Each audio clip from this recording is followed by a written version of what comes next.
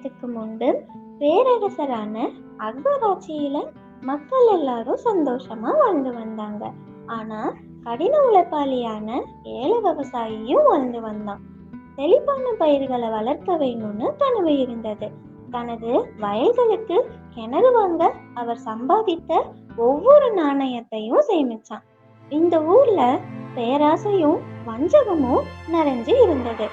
எப்படி இருந்தாலும் ஞானமும் அநியாயமும் கவனிக்காம போகல. ஏன்னா அக்பருக்கு பீர்பால் இருந்தாரு. அவர் எல்லா ஆலோசகர்களிலும் ரொம்பவும் புத்திசாலி. பேராசையும் புத்திசாலித்தனமும் நீதியும் எப்படி வென்றதுன்னு இந்த கதையில வாங்க பார்ப்போம். நான் பணம் கொண்டு வந்திருக்கிறேன். என் வயல்களுக்கு தண்ணீர் பாய்ச்ச இந்த கிணற்றை வாங்க விரும்புகிறேன். நல்லது, எனக்கு பணம் கொடுங்கள்.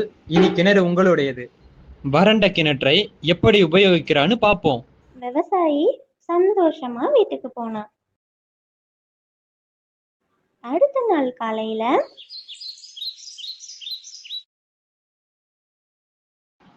நிறுத்து, நீ கிணற்றை வாங்கினாய், ஆனால் தண்ணீர் இன்னும் என்னுடையது.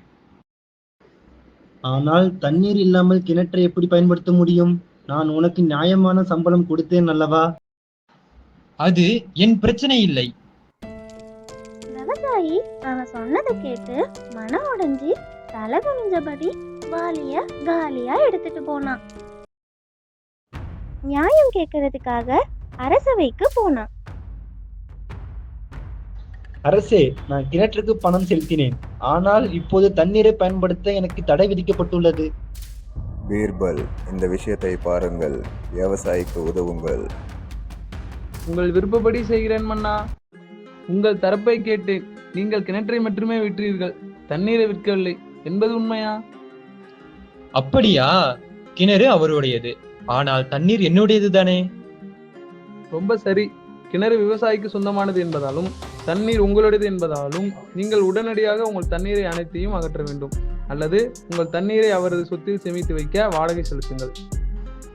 இனிமேல் கிணறும் உங்களுடையது, தண்ணீரும் உங்களுடையது.